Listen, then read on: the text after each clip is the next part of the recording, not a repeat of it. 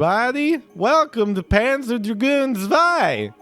It's a German, I think. Many millennials have passed. Oh, no. Not the millennials. Oh, Jesus. Not the avocado toast. Oh, that's me. Oh, Lord, it's the generation with student debt. Not my Spotify Wrapped. Oh, Anything but that. No. Oh, God, Nickelodeon. Remember Nintendo 64? You remember Nintendo? You remember it? Remember pizza parties? Do you remember the lamps at Pizza Hut? Do you remember the lamps? Oh, my God. Remember all that. All we do is remember.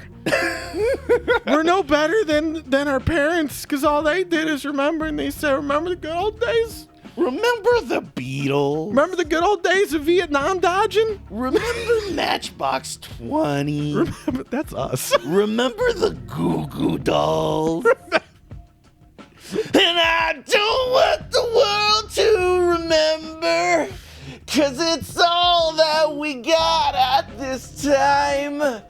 Because housing is too damn expensive.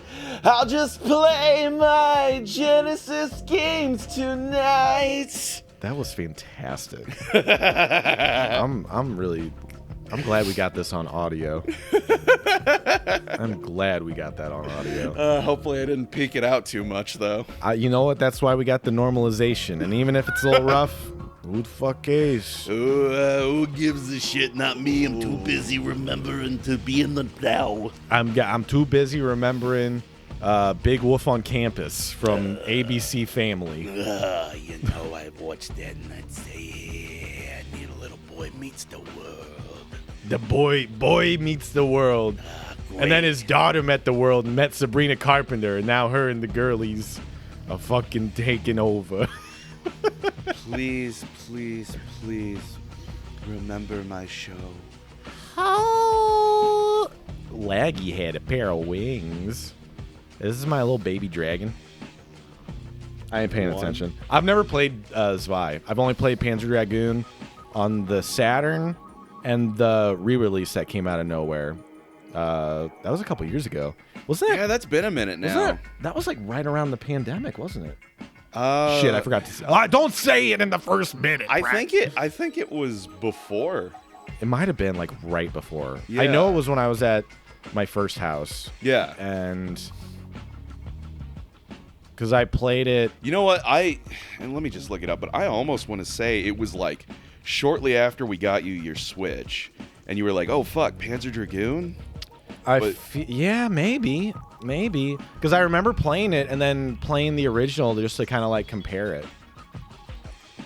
And that was when I had my setup where I had my CRT and then my other like small HD TV stacked on top of it, so I could play Switch games and then also Saturn like back to back. That shit ruled. It was so stupid, but yes, it was fun. Nope, you were right. It literally, when it began, at least for us in our area, March 26, 2020. Oh shit! So that's when it's literally like March was when it all kicked off over here. Lockdown happened. They're like, here's a Dragoon game. Yeah, fun. It's gonna be awesome. Missing 2 years of your life, isn't it? Yeah. As long as you got good games. Yeah, you know, you're probably gonna be a little messed up in the head, but we're not gonna pay for it. Just get back to work. Yeah, don't worry. It's just you're lacking work culture. What, you don't think your grandpa didn't have some issues from the war? Come on. Yeah, come on. Pappy felt it. Pappy knew, and you know what? Pappy just went home and drank. Pappy would just go, why can't I don't know why these millennials waste all this money on that's toast. Right, I can go backwards. Beer's cheaper than toast. Beer is cheap, and it's basically the same thing, it's just with water. It's basically the same thing. You let it sit out for a while, and you let the germs and the yeast eat it up, and it's all good. Don't worry about it. Don't worry about it. Don't touch that aspartame. I made a joke that RFK Jr. actually sounds a lot like Sebulba. Remind me, Sebulba. Oh!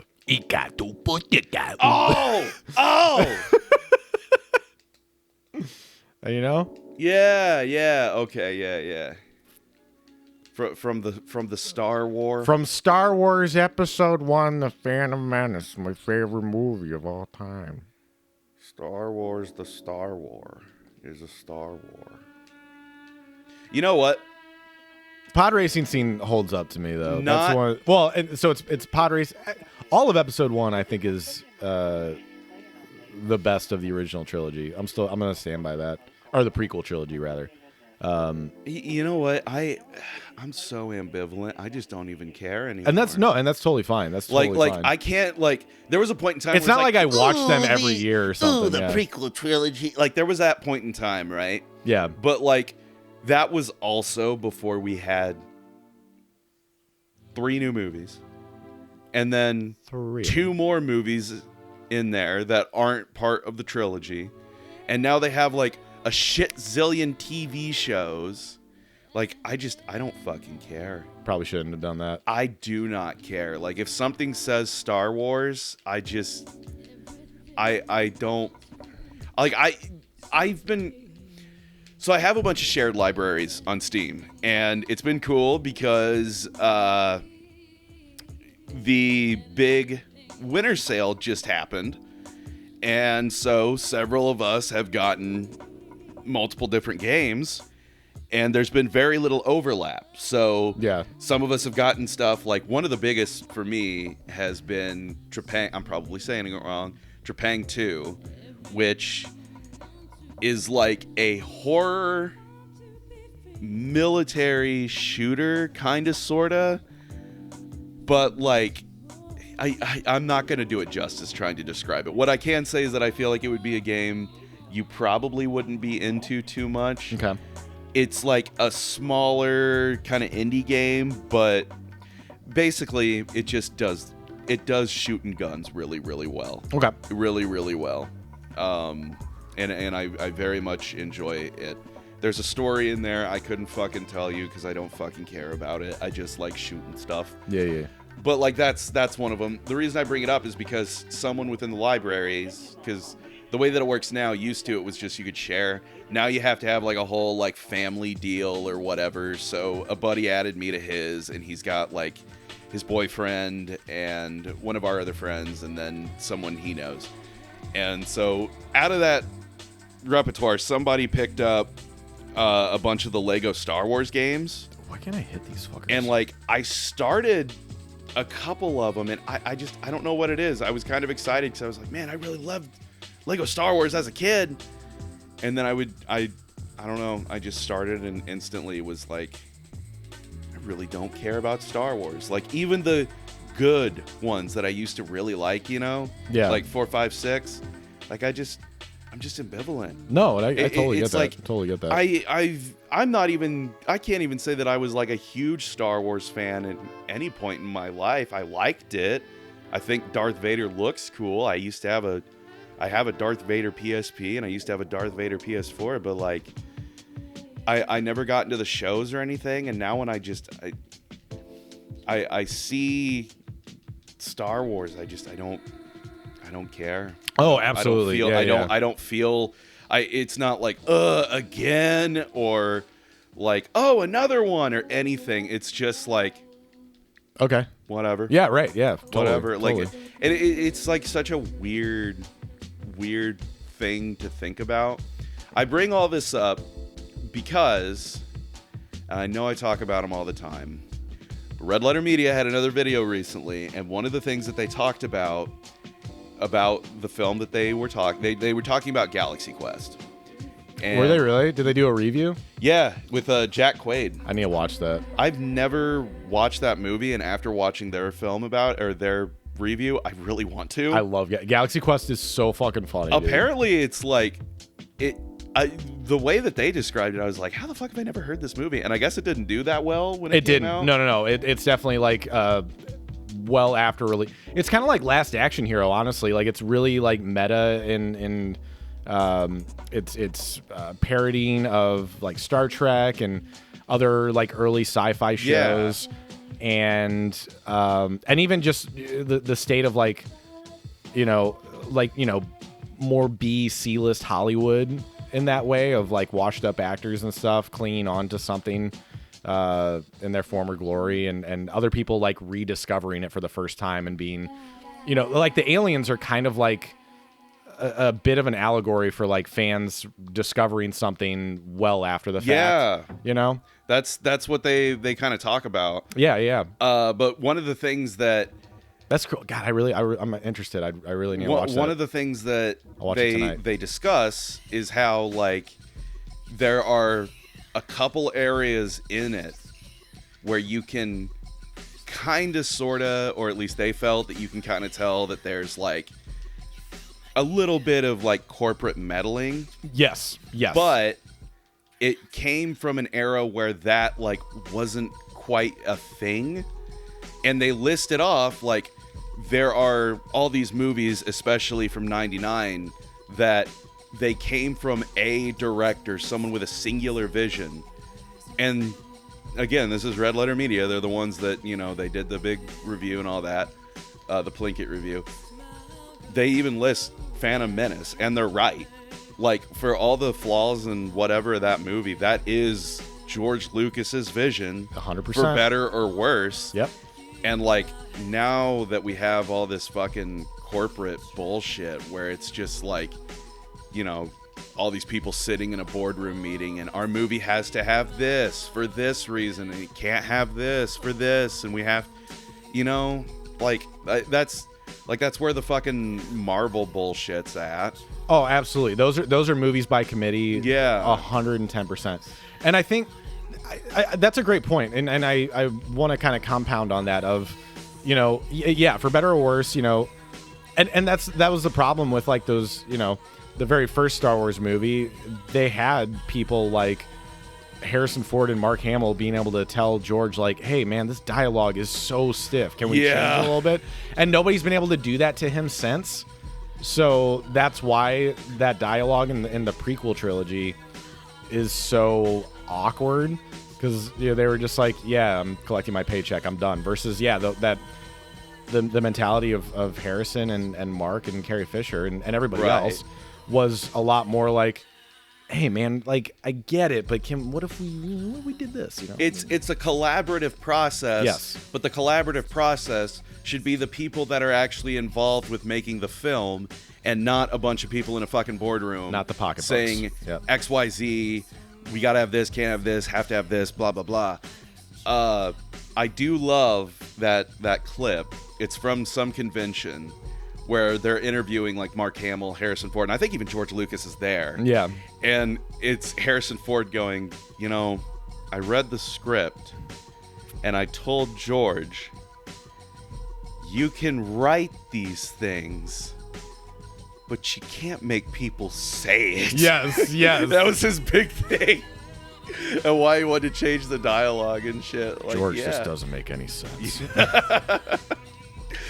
Who the hell talks like that? I love that like Harrison Ford has been a grouchy old man for like the last 40 years. Yes. But now we're at a point that he is old, and so it's gone from being like, man, Harrison Ford's kind of an ass sometimes, to like, oh, Harrison Ford.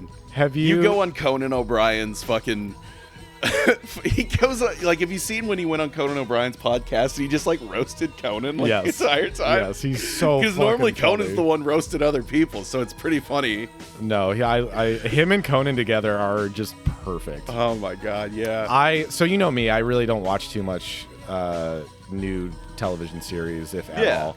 The one that my wife turned me on to, that I watched the entire thing of, and a season 2 is coming out, is this show called Shrinking. And I've heard of that. It's Jason Segel and Harrison Ford and a couple other people, but it's written by Bill Lawrence, who did Scrubs, and Scrubs is like one of my favorite shows. Really? I love Scrubs. Yeah, man. Really? And just the way it's written is very reminiscent of it.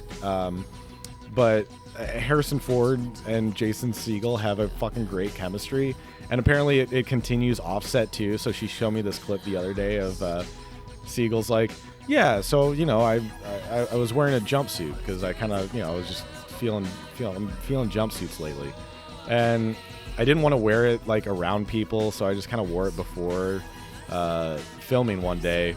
But then Harrison's there at like 6 a.m. and he just sees me in it and he just looks at me. He's like, "Hey kid, is that a jumpsuit?" And he's like, "Yeah, do you like it?" And he's like, "That's something." and Jason was just like, so he's like, "Yeah, all right, he's gonna bust my chops for this or whatever." The next day, Harrison shows up in a pink jumpsuit to match my orange one. Yeah, and they have a photo of it, and it's the two of them, and like Harrison looks so happy. He's like, "I love it. My wife doesn't." Oh, that's hilarious. So yeah, he's full on just old man living retirement, doing whatever the fuck he wants. Yeah, and good on him, man. Absolutely, he's been in the game fucking forever. Yeah. Oh, man, I'm a little. The more that I think about it, I guess I'm not, but I was a little surprised to hear you say that you like Scrubs, but I guess that's because I always associate Scrubs, even though it's not, with The Office, because Scrubs used to air before it. Yeah, not at all. Aw, damn it. And not at all the same. Yeah, my old man loved Scrubs. I would watch it sometimes. I was always into The Office when I was younger. Sure. When I think of Scrubs, though, there's one particular scene from one of the episodes I did see, which is he's recounting like the times that Turk has like inadvertently gotten him in like serious trouble, and one of them is when they're like going to the Halloween party at the college fraternity, Yeah. Like, not gonna say any more detail than that, but that's like the one thing that I always think of, just because Turk being like, "Oh, hey, what's up?" and walking away, and then they answer the door and he's just standing there in his outfit, and they just look at him and grab him and pull him. Like the beat on that of him walking, the timing of it is him so just good. sitting there and then smiling and them just grabbing him. So funny. I think the timing of the jokes are all amazing. It's our boy Justice. He loves that show too. So like him and I do. I actually didn't know that either. Shit. Wow. Yeah. Like, okay, so you know the dong smash from the Dodgers. I don't know the player's name, but like when he was Kike Hernandez. Yeah, when that thing was happening. Yeah. So there's this episode in Scrubs where I love you said Dong Smasher and Dodgers, and I fucking knew knew exactly what I'm talking about. Yeah, dong smash, cock smash, whatever you want to call it. That's what it was. But there's this scene in Scrubs where Turk and JD, the whole thing is they kind of it's like they're two straight guys, but they definitely are like it's funny because it's kind of they're gay or whatever, that kind of. They got the shit. Bromance. It's a bromance thing for sure, and I've heard varying opinions of that and all that stuff, and I get both sides of it for sure, but yeah, so I'm recalling this scene where they have like a new secret handshake or whatever, like a friend handshake, and they do upstairs first and they do like a chest bump, and then JD's like downstairs, and then they both just like bump cocks. And Turk's like, "I don't really like downstairs," and JD's like, "Oh, really? I was coming around to it." and then they like at the end of the episode, something really amazing happens or whatever, and they do it again. And it's like, "I still don't like downstairs," and JD's like, "All right." But yeah, and then fucking Justice and I have done upstairs downstairs a couple times.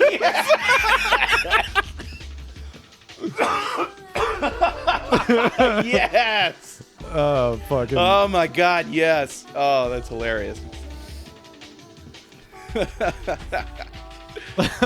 Upstairs, downstairs. Justice, I don't know if you're ever gonna hear this, man, but I miss you, buddy, and we'll catch up soon.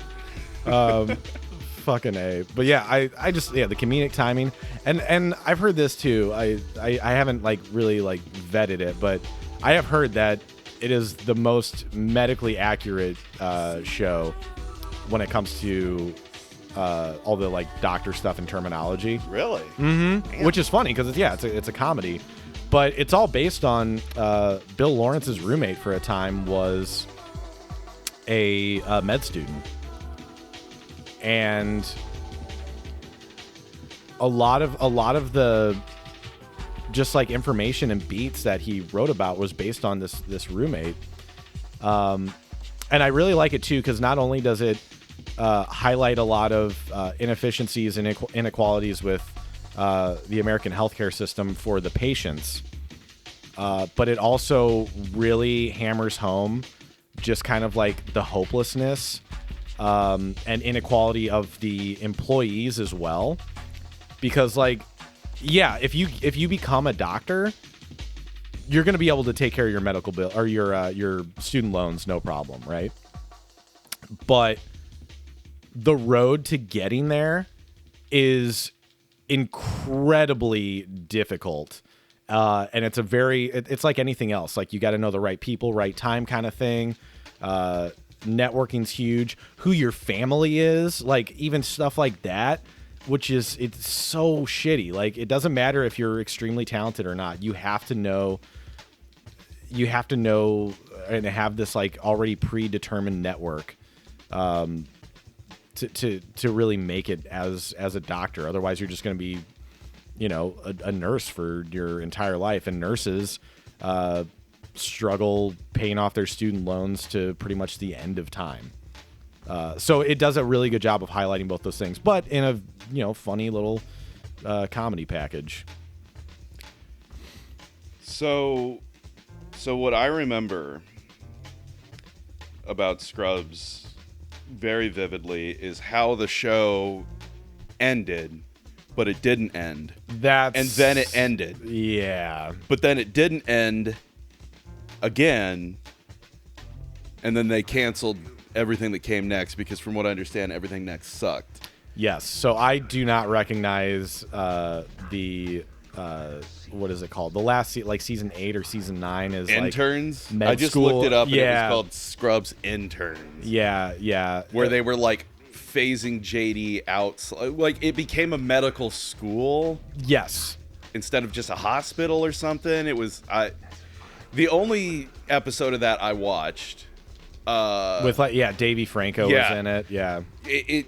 That was the big crutch of that episode that I saw where you were talking about it was more about like who you know, that sort of thing. Mm-hmm. Where the whole thing is that the main character, I remember that she was blonde. That's yeah. Shit. Yeah. Oh, fuck. I know her name because she's in the last season too. All those interns are in what I consider the actual last season. The canonical last season before the studio said, "Hey, what if we did one more to make a spin-off series?" The reason that I say that is because I remember that episode.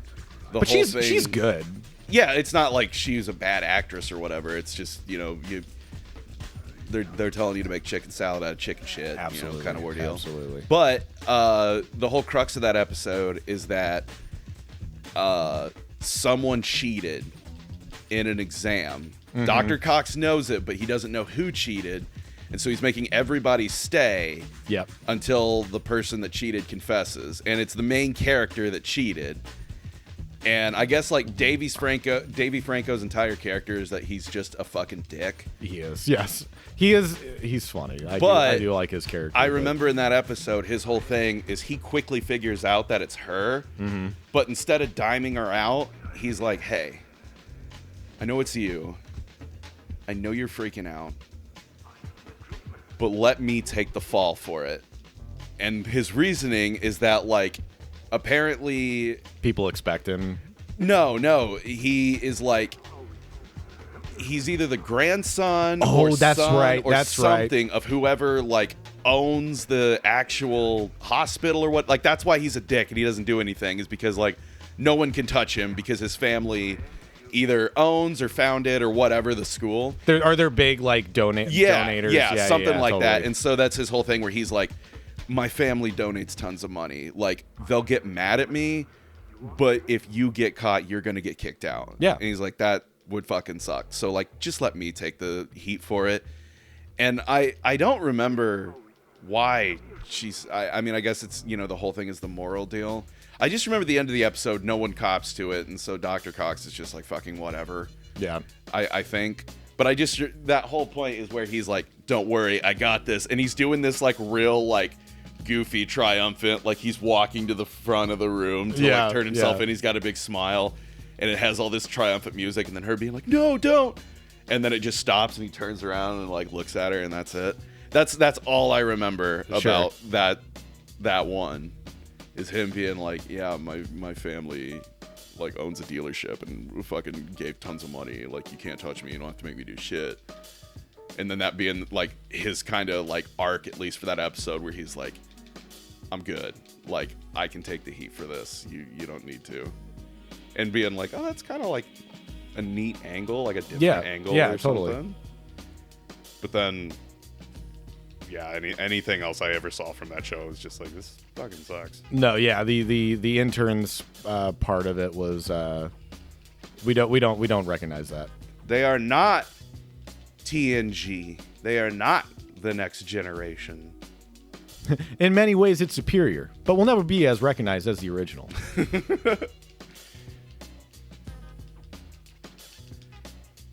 I've been rewatching a ton of Beavis and Butthead lately. To Oh, the yeah? surprise of no one. I was gonna say, But- are you never not watching Beavis and Butthead? Yeah. But the reason I bring it up is because of Star Trek. 'Cause it's one of the jokes I really love in that. Butthead is dreaming about being in the next generation as Picard, and Oh, really? Beavis is Riker. That's great. And, like, he has Counselor Troy on the bridge. He's like, I order you to show me your thingies. And then Beavis walks up as Riker, and he's like, but Captain, isn't that like a violation of intergalactic law or something? And he looks at him, just goes, number one, I order you to take a number two. This is cool. The fucking number one, I order you to take a number two. That's It's so good stupid, line, but yeah. it's so good.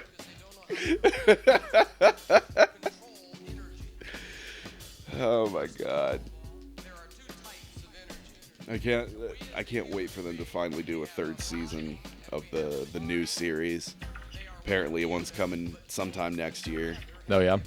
Yeah, they did that movie in 2022, which was great, and then they had a new season.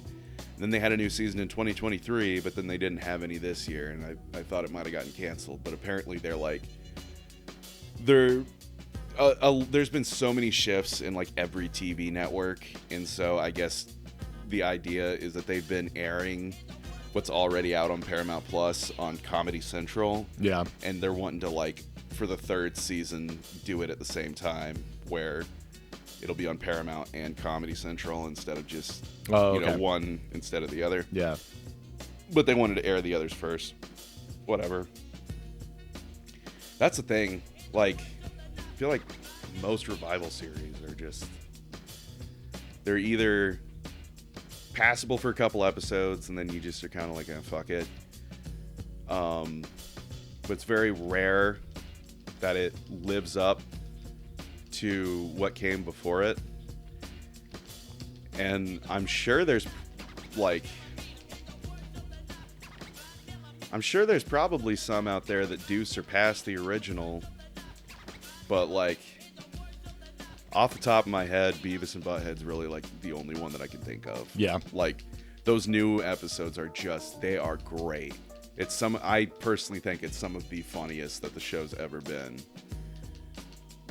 which says a lot. It does say a lot. You are the most well-versed Beavis and Butthead aficionado I know. Which I don't doesn't know really a lot say of them. much. Yeah, I was gonna say, I wouldn't even say I'm that well versed, but enough. Definitely more on like the new series. 'Cause Yeah, it's like yeah. Yeah, and a lot of that has to do with accessibility, though, because Sure. Those original ones, like, they have been chopped up and censored and lost in every other which way, which is, it's just incredible to think about, honestly. Oh my god, I forgot I could do that. I'm an idiot. Fucking 3 fucking tries of this, and I forgot there's a targeting version. Oh my god. Look how much easier that was. Jesus Christ, you fucking moron. Wow. How long has this playthrough been? 40 minutes of us talking about scrubs, and Brett finally realizes how to play the fucking game. 34, so... Good shit. Good shit, my guy. Hey, you welcome. got past the second epi. It's Hey, fine. thank God. Good job. You did. We were did playing Periscope last time. Periscope was actually cool. it. Periscope was dope. Like, Oh, no. that do I- shouldn't okay, have been thank God. as fun as it was. Thank God. I was like, oh, God, do I have to do more? Please, God, no.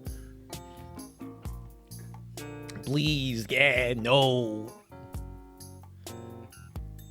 Oh, he transformed. Now he's the full Oh, the he's full thing. He's a big boy. Now I can fly in the sky twice as high like a butterfly. Take a look. It's in a book. Panzer Dragoon. Pursued by the Machania. What is this fucking Final Fantasy X? Escaped into the forest like a scared little sheep. I don't like the outbed, man. They were Hey, not after Waka, Ricky. tone it down with the Chasing casual that shit. racism, dude.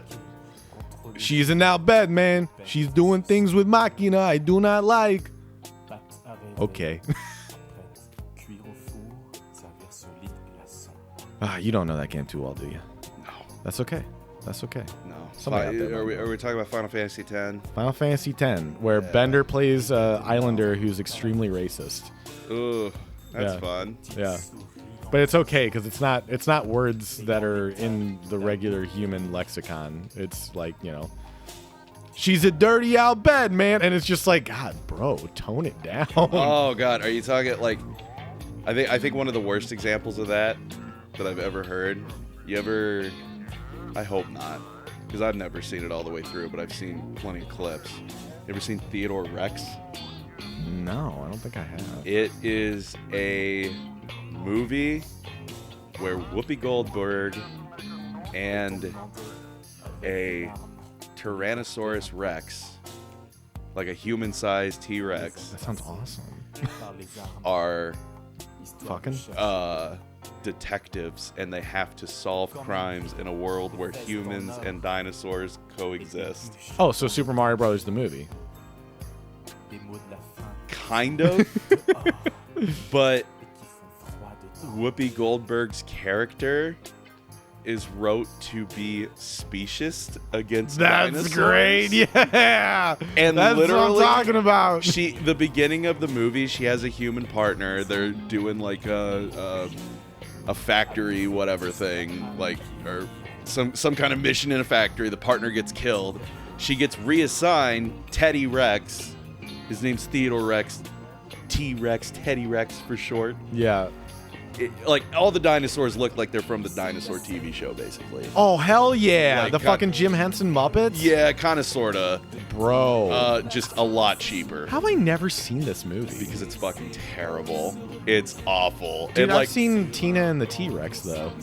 Tammy and the T-Rex. Yeah, Tammy and the T-Rex. Tammy and the T-Rex is something too. Dude, that but movie's great. Theodore Rex is it's something. Like, she gets assigned Theodore Rex, Teddy Rex, and her superior, she's like, he's a dinosaur, and her superiors outright say, well, you're not specious, are you? like me They saying, act that like it's actually a thing. yes, Yeah. yes, Like it's it's become so popular in the lexicon. yeah, that like it, me saying specious, that wasn't me just trying to pull it out of my ass. That's actually in the film. It's Yeah. like a central theme in the fucking movie. I believe you. Yeah. Shit you not. There's one part where they're like in a bar, they're talking, and straight up, the line from Whoopi Goldberg to the T-Rex is, I thought you people, ate meat. Straight up, you people. Wow, Whoopi. Yeah. And it was like, I think that fucking movie, she did that like a year after she did Ghost. So it's not even like Whoopi Goldberg where like she's, just in that, like, because I feel like in the 90s, that was like every actor. It was like you did really maybe 2 or 3 really big, really big movies. You won a couple awards and then you just got bullshit. Oh, totally. That was basically it. Like, there were some that survived that, of course, but I feel like there's plenty that just, and Whoopi is absolutely one of them that it happened to. It's so funny you bring up Whoopi Goldberg too, like during that era, because that was my wife found out through TikTok and told me about it, because I had no idea about this, but she was dating Ted Danson for a hot minute. Yep. You know what I'm talking about? Yep. I've never seen that before. Yeah, it's woof. Right? Woof. That's a whole scenario that I was like, what Yeah. the fuck? So I don't know, maybe the stuff in Theodore Rex didn't bother her, I guess. I don't know. Yeah, I don't sounds know. like it wouldn't. But like still, like, oh fuck. Oh boy. Oh boy. Oh boy, that's a lot to swallow right there. That's a bitter pill, just like Yeah, that's a lot right there. No need to dance on the subject. You know what I'm saying? Tony dancer. Yeah. It's funny that you said she dated Ted Danson though, because the Ted T-Rex, he dances in the movie too. So nice. She's dating Ted Danson, and then in the movie Ted Danson. So whatever. Ted's dancing while Ted dances. Yeah. Ted's dancing while Ted dances. Yeah, no, it's a fucking terrible movie.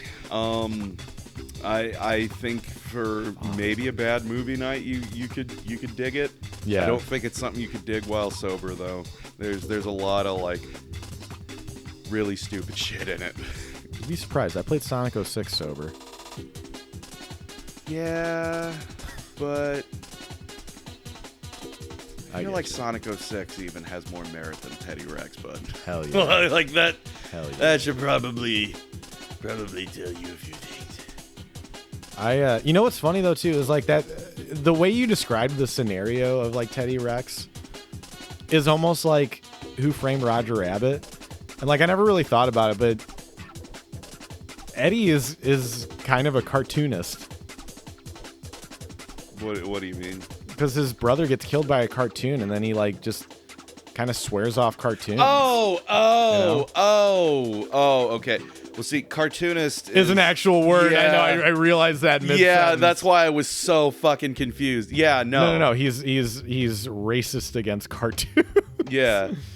And Judge Doom's the worst. He's Yeah. cartoon on cartoon violence. Well, that's the crazy thing with Who Framed Roger Rabbit, though, is like, obviously Roger Rabbit is goofy and silly because he's a cartoon, and all the other cartoons are goofy and wacky, and like, I don't remember if his name is Mr. Acme, but they have the Acme guy, Mm-hmm. like he's a little goofy, a little eccentric, but The like, guy who he's still very much zaps him with the hand buzzer and shit. He's still very much a human being. Marvin Acme. Yes, that's it, Marvin Acme. Yeah.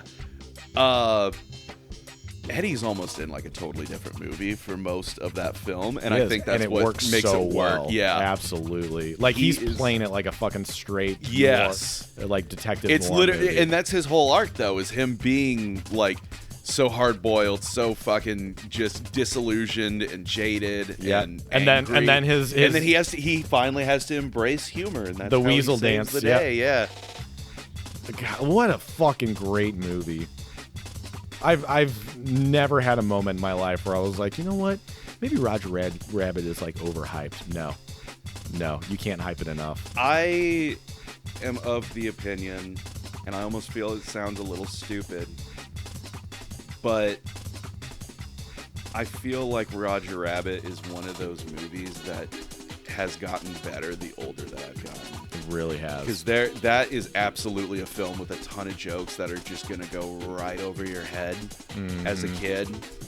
But the older I get, the more of like, not even like referential humor, really. Some of it's just like really, really good jokes that just slip me as a kid. I mean, fuck, dude. One of my favorites. It's so fucking stupid. But when Jessica Rabbit and Eddie are caught by the weasels and they go to frisk Jessica and he puts his fucking paw right between her chest and fucking there's a bear trap and he pulls it, he's screaming, and Eddie looks over at her and goes, nice booby trap. Brilliant gag. Exactly. I also completely understand why they, like, when I was a kid, I did not understand how there was only one Roger Rabbit movie. Now that I'm older, I totally understand, because like Who Framed Roger Rabbit is probably the coolest fucking movie to watch behind the scenes stuff. Oh, absolutely. Like, I don't think there's ever been a film that making of behind, like the making of. I won't go as far as say it's like more interesting than the movie. Yeah. But that is part of what has made me appreciate the movie even more. Absolutely. Is knowing how much of a fucking pain in the ass everything in it was.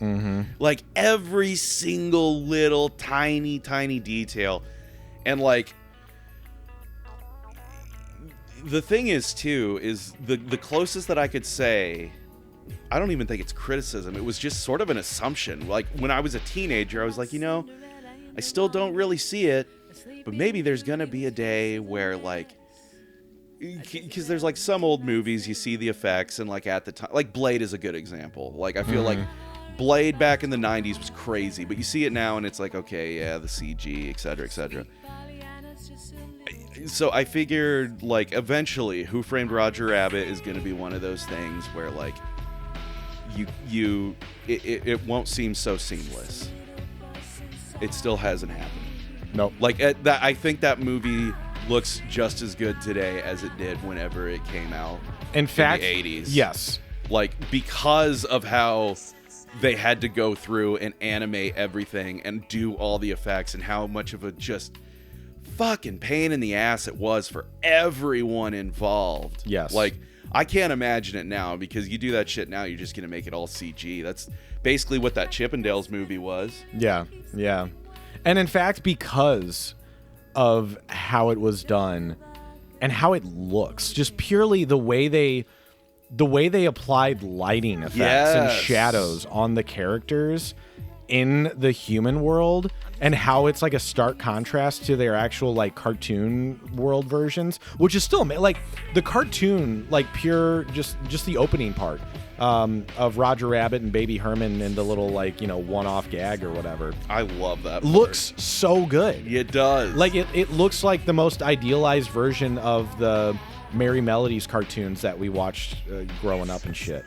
And to be able to take that and bring it onto the real life application, and it's a stark contrast to. Did you ever see Cool World, that Brad Pitt movie? It's Ralph Bakshi. Yeah, directed. I think I've seen it like in its entirety once. I'm very aware of it. I know that it was trying to be almost like an adult version of Roger Rabbit. Yes. It doesn't really work. And like, and it's kind of weird. Well, Ralph Bakshi has a very interesting approach to his animations and filmmaking.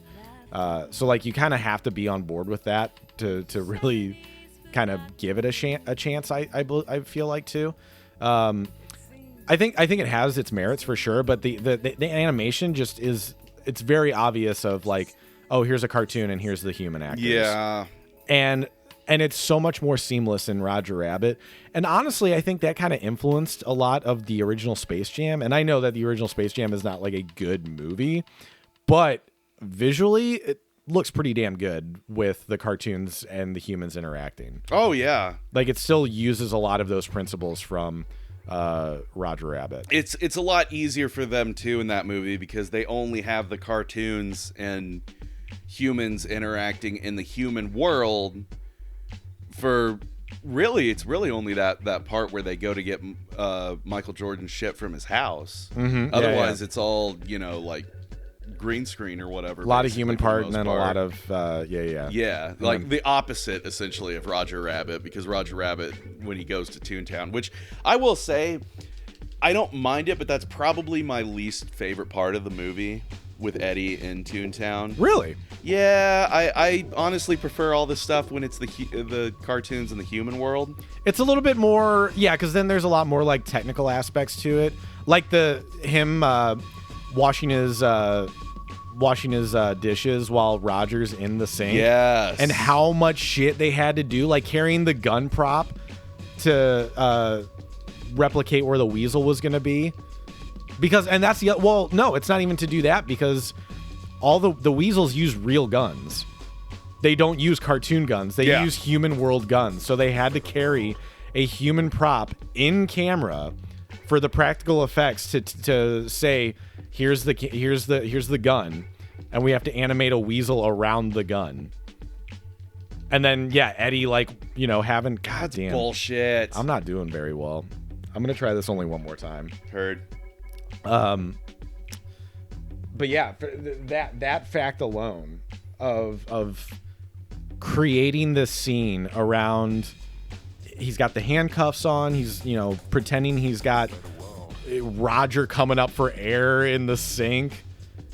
That one scene alone showcases how much, like every other scene.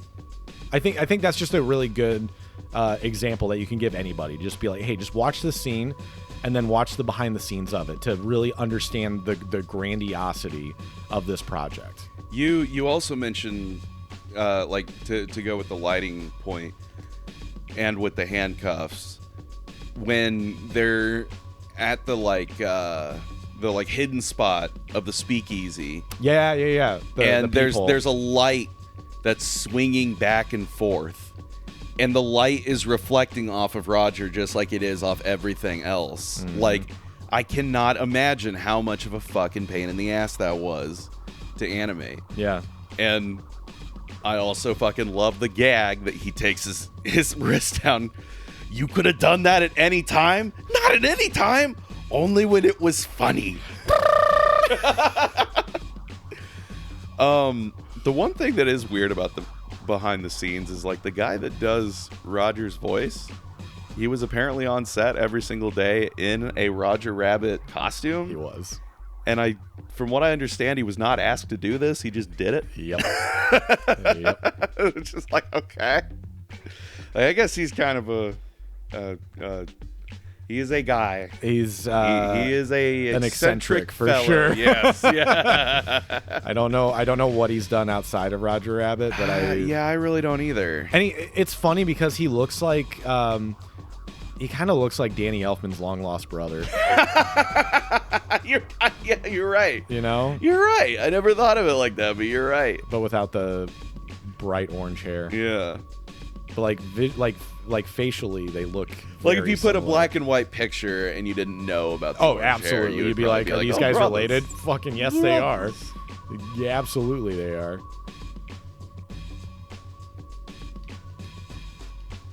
Panzer Dragoon. This is One Dragoony boy. the second one. The Zwei. That's what Zwei means two in German. 1, 2, 3, 4, 5, 6, 7, 8, 9, 10, 11, 12, 13, 14, 15, 16, 17, 18, 19, 20. I could keep going. I don't want to. See, that was counting, right? Yeah. So this is the part where I the just did 1 ignorant through 20. American goes, that sounded really aggressive. Yeah. Shuck 'em up, I'll tell you what, I just count 1, 2, 3, 4, 5, 6, 7, 8, 9, 10. That's enough for me. It's very rare that I can get that high, but I just did it. I just did it.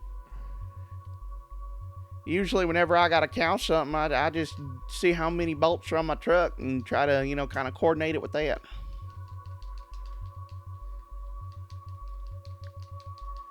You just got to shoot that old boy, that old green grasshopper boy right there. He's just mad because he ain't green no more. Just got to give them the old 1-2 buckle my shoe. You It's know these what I'm saying? fucking little bleep bloops. I can't like lock onto them. And you so I can't have to barrel shoot roll them. either, No. which is kind of a pain in the ass, you know? Like, with Star Fox, you're able to barrel roll all over the place. You know what? I just feel able like to I get the should fuck be out able of to the way. barrel roll, and I just don't know what the button is. Yeah, that's quite a distinct possibility, I suppose. Some sort of evasive maneuver. No, none of those buttons. Not the shoulders, because that's how you switch your perspective right there. It might not be the best time to experiment, unfortunately. Yeah. Oh my What? god. That's an insta kill? That was an instant kill. What the fuck? I had way more health, I thought. Yeah, that's bullshit. Whatever. Do you want to try a little, or you want to say fuck it? Nope. All I'm right, done. Cool. Well, I'm done with this. Hey, this has been Brett's friend Carson, where we talk about Roger Rabbit for about 40 minutes. Brett realizes how to play the game 40 minutes into it. We talked about No. Scrubs. I was gonna say it's Scrubs, and then 30 minutes in you learned how to play. Yeah. And then the other half has been Roger Rabbit. The arc is Scrubs, learn how to play the game, Roger Rabbit dies. What is the name of the guy that plays JD? I always forget his name. Zach Braff. That's a Zach Braff. The name of this episode is Who Framed Zach Braff. That's actually fucking great. Now Do it. you know why it's called that. Bye.